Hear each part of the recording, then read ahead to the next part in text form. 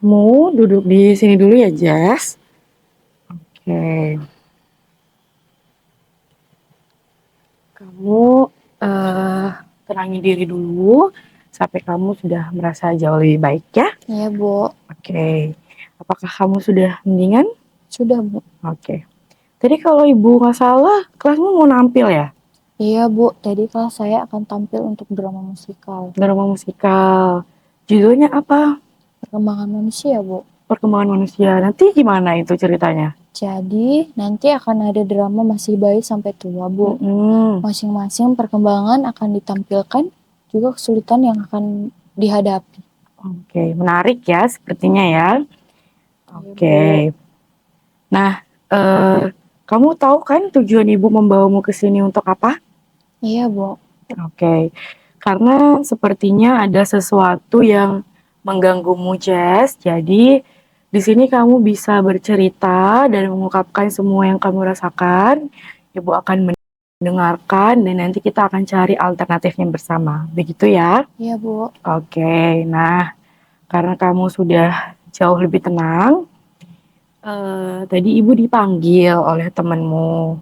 Katanya di kelas kamu berteriak, menangis. Kira-kira kamu menangis kenapa, Jess? Tidak apa-apa, Bu. Tidak apa-apa, tapi ibu melihat wajahmu ketakutan, pucat, gimana? Begini, Bu. Mm-mm. Jadi, tadi saya melihat Sandi berpenampilan seperti badut. Jadi, saya ketakutan dan menangis.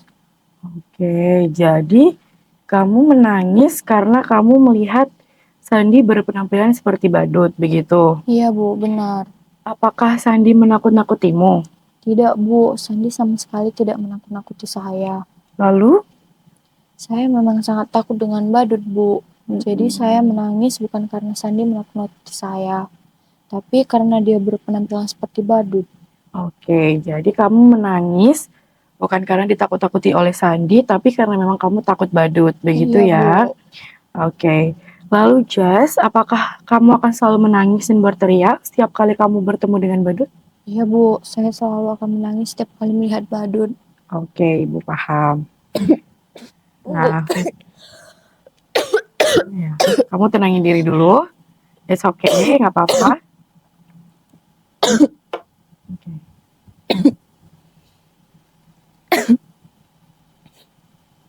Sudah jauh lebih baik?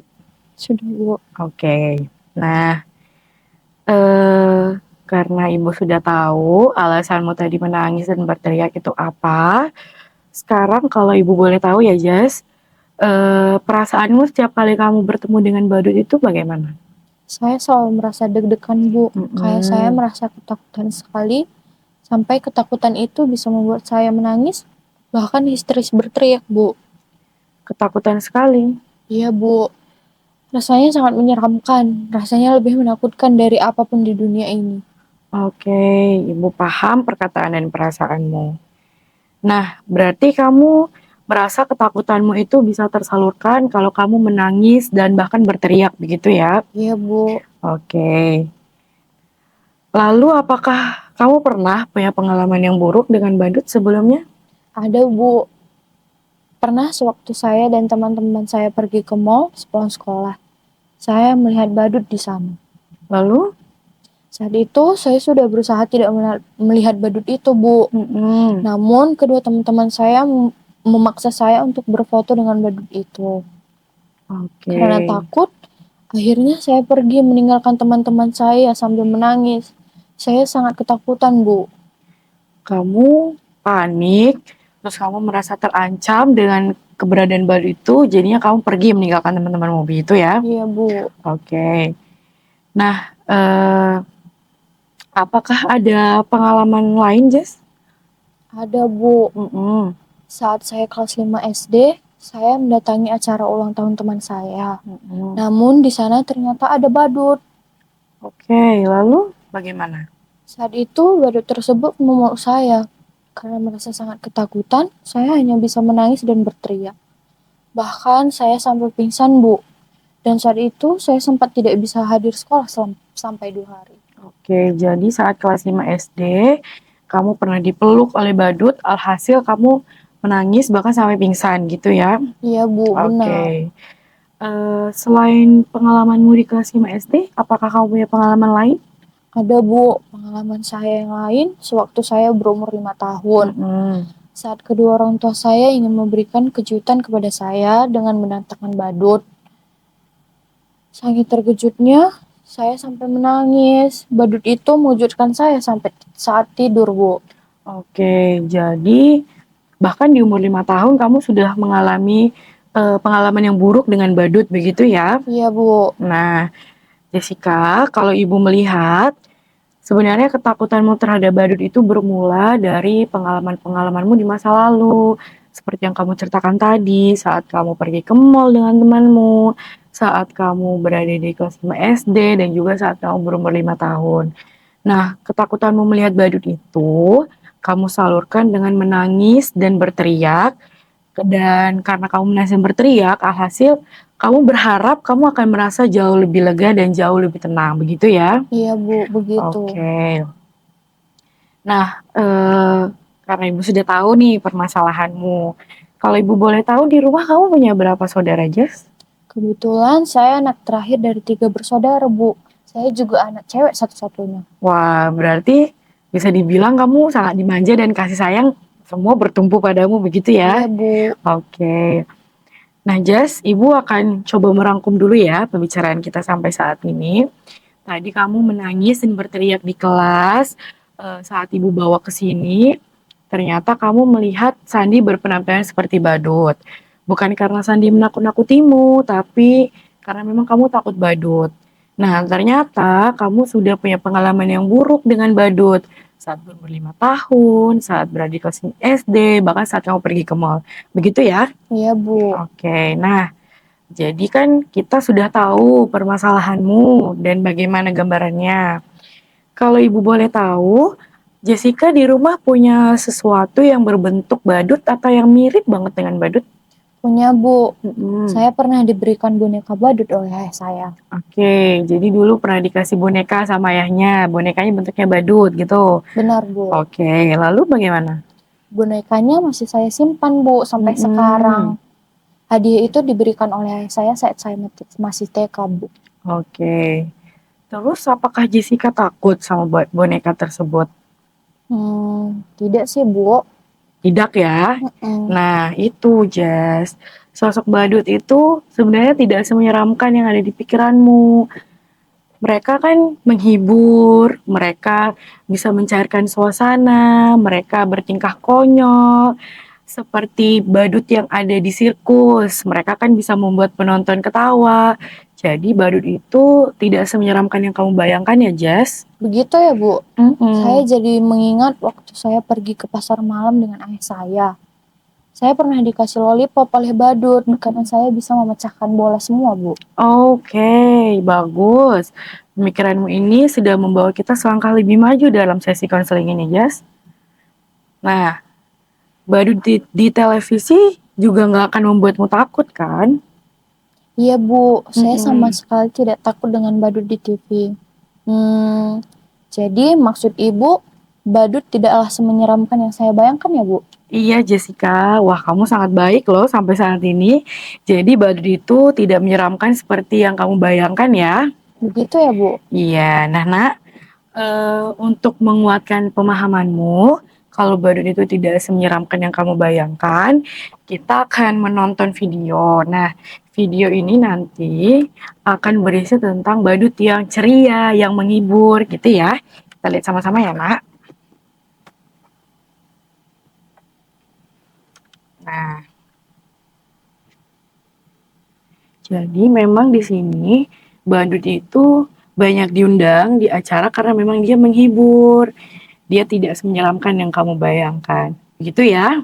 Iya, Bu. Oke. Jadi saya tidak boleh takut dengan badut ya, Bu? Mereka justru menghibur saya ya? Iya.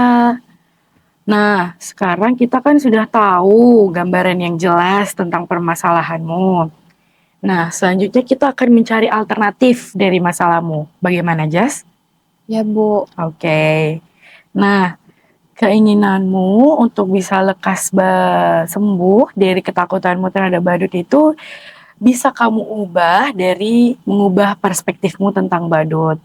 Kamu bisa mulai dari hal-hal kecil seperti menonton video badut, melihat gambar-gambar badut, atau mendengar suaranya.